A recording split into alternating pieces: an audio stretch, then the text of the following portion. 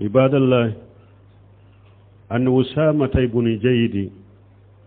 رضي الله عنه قال قلت يا رسول الله ما أراك تصوم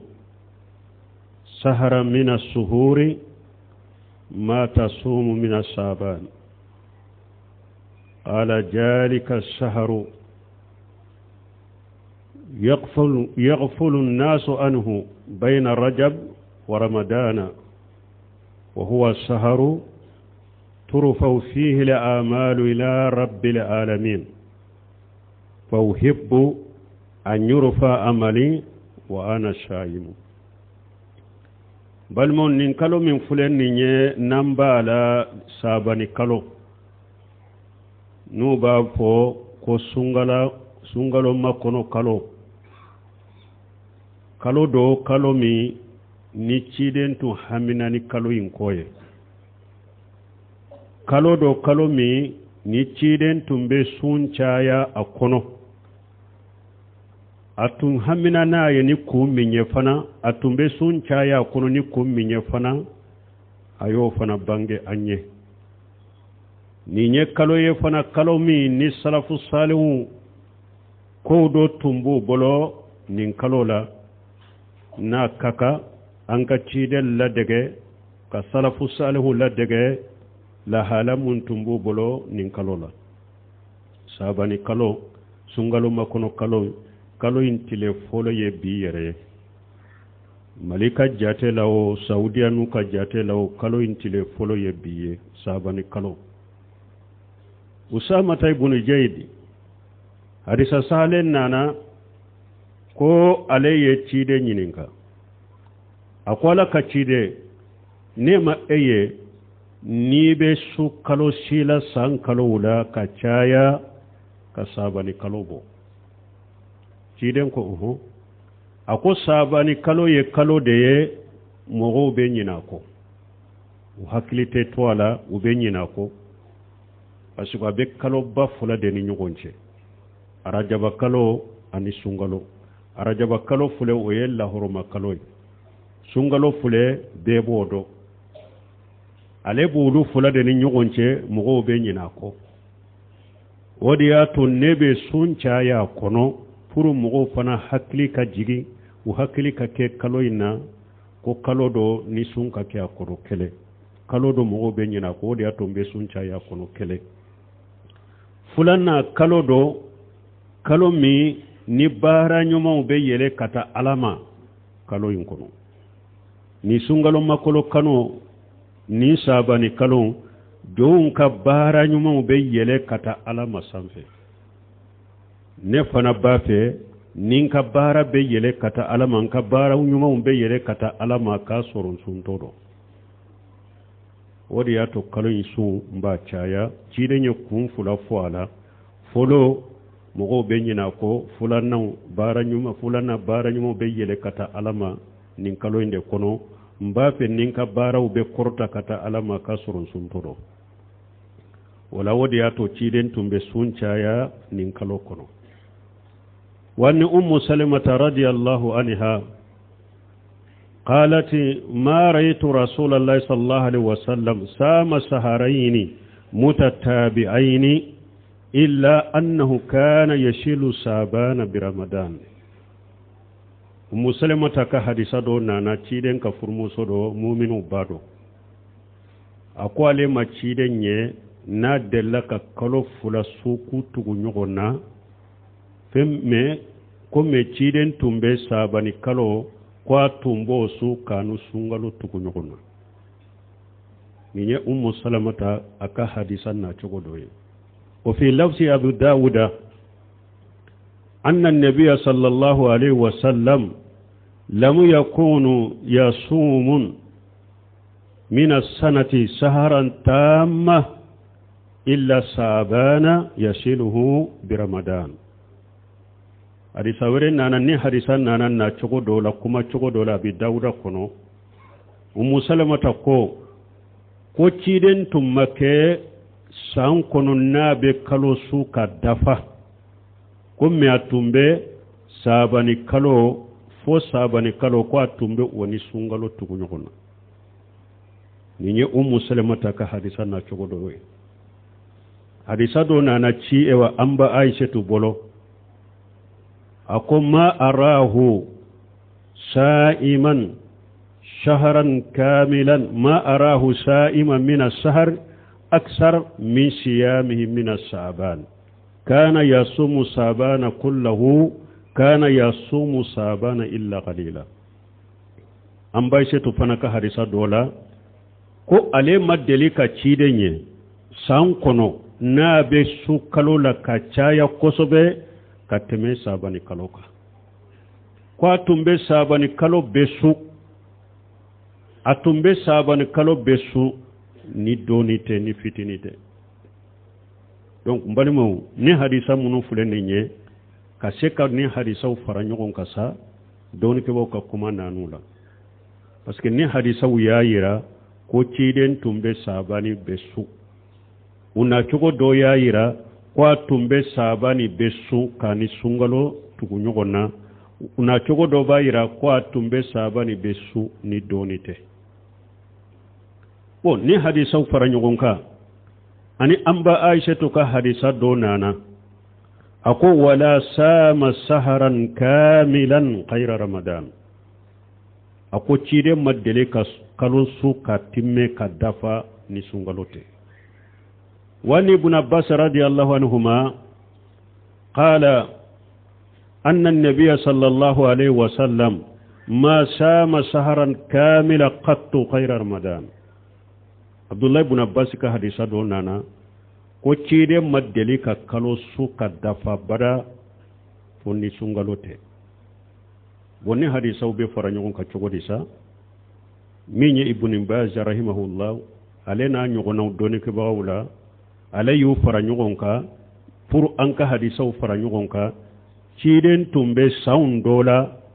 abe sabani su kani sungalo tugu nyogona sound dola fana abe sabani chaman su nyata dafa ibn baju yu faranyon kan in chogode la pour anka se ka barake ni hadisa umbeye san dola wakati dola sound dola be sabani su kani sungalo tugu nyogona sound dola abe sabani chaman su nyata dafa ninye aleni doni ke bagaw doya u faranyon kan in chogola doni ke bagaw do ko uko ay hadisa pour ko faranyon ka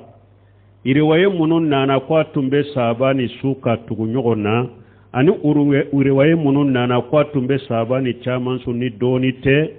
ambe ulude giriya ani iriwaye munun nana ko chide madelika kalusu ka forni sungalo te ambe ulude giriya munun ko atumba abesu ube atumba ni sungalo tugunyogona ukambe atumba chaman sude ko pasiko be arabu ka kuma wula ni ya fen chaman ke droba fa ya beke ka surama beke ka dafa menu iya fen do chaman ke droba fa ya beke do fana ya hadisa faranyon ka kubila odeka munun ka ya besu alla nyine ya ambache to ka hadisa de bo o sarhwanye ko tawsiranye kana yasumu sabana illa qalila atumbe sabani besu ni doni te wala ni hadisa doni ka ba yu faranyon kan ni chogodela donc ni mbayiranna nin kalo min fule ni nyanya fo chogo mi fasamantia bala mo ka su ka chaya ikasun chaya kuno kosobe bunumbaji ka hakrina yere la har niya abesu sandola ka foriye sunna ke pentika me anyuma ika chaman sun ika dobila komi hadisa farala nyonga chogo mi to len tumba chaman de su amadele ka kalo su ka forni sungalo te wulu koso sabani chaman su o kanyi nimme mase ka chaman su isera ka hakke min koni swala sun kanyi sabani kono ciren tumbe sun chaya kono awa salafu salihu fana uluka tabolo ye jumaye sabani kono asabatira salafu bolo ni sabani kalo donna doro ubu ka qur'ana udayele ka qur'ana kalan damina puru ini qur'ana kalan kalladde ge sungaloye salafu salihu ni sabani donna doro ubu ka qur'ana udayele ka qur'ana kalawunke ubu kan na folo jakabo kadi fantawma puru kam mo werewu deme sungalo batola salafu salihu ubu kan nafuru jaka bo pour ka ke sababu ka mogo werew deme batola sungalo konona la ubu ka jiya sugulaw ni ka jiya baraw dogoya pour ka fere sungalo nye minye nafila su jikirun su ewa minye nafila ewa su jikirun ani su jolun utumbe ulu chaya nimbe mfari koloni bato kala dege sanu sungalo kato nimbe labbe sungalo nye odi ato salafu tumba fo saharu sabanu mako saharul qurrai ko qurana kalambago ka kalo parce que ube qurana kalan chaya kono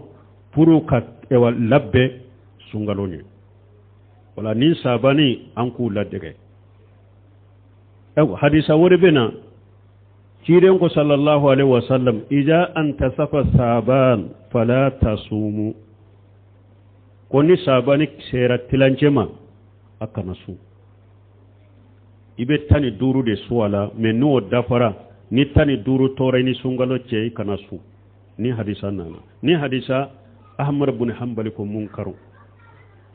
ahmad ibn hanbal maso ni hadisa ma Sheikh bin Usaymin rahimahullah le ko ni hadisa idde fuye min Sheikh Albani yani Sheikh Ibn Baz wuyenni hadisa kenaya uko sahalendo uko bombaji ma ambe hadisa fara nyogon ka cugodi hadisa min ko konni sabane sera tilance makana sutuguni ani hadisa munun ko ciden tumbe sabani chaman su ube atumba besu ambu fara nyogon ka cugodi Sheikh bombaji ko aka jabu konona la ako hadisa in ka kene kume ale balima ke Sheikh Albani ya fo chokomi ako hadisa in ka kene comme ale balima ke Sheikh Albani ya fo chokomi ko hadisa in ka kene ako hadisa in ka kene ako mi hadisa illa nyini yede mugommi sabane tilance folo kata folo la kata tani duru ema foisu tani duru laba min tora eni sungalo che e ko ibe sunta ode la ka sungalo segera ko balili be edeka meni mogo menyi ka sunta depuis sabani folode kata ebe se ka temetani duruka ibn Mbaji ko hadisai ni hadisau tobe faranyogon kan chogodela ni sabani besu yere ye sunnake e ya chaman so ye sunnake balili be mogo de ka mi sabani folo fo kata tilancha ma foisu tilanche min tora ni sungalo che ako alebe sunta udela ka sungalo segere ako cide nye balili ke nintigide ka mais ni e ya ta kofede abe daga e ka su foy ka temetanu durula donc ni hadisawu nunu fana be bahara ke nin cogode la balima laqad kana lakum fi rasulillahi uswatu hasana ciden kera amma la degali ko nyuma ide mogo minni ala ye sunno ya mogo munun ye daruratula wujuratula banatula farkolo ka kene an ka ciden la dege sabani kalo an ka sun caya kono an sheko hakke an be siga hakke min su aka su akono an ka ciden la dege min tese sun fanala ube darura do bula tese ka sun salafu salu to tumbe minke ka qur'ana kalan caya akono iko ke ka jikiru caya akono iko ke ka nafila sallu caya akono iko ke pour ini bato kala daga ifari ka foni sani sungalo kado ni na fulo tigiye ika jakabo ibe fanta munundo ika bali masrula silama wula misiri wula ika na fulo duma pour fana bese ku labbe chogomi ka sungalo bato kan noya ubolo ni hari mogo minya aka jakabo kateme ube eka jakabo wakati masesa ika na fulo jemi mbi bolo aye fanta undeme aye mogo were udeme bato bese kan noya ubolo sungalo inkono chogomi anka mogo nyuma temene mogo nyuma munun temena uka bara yo oye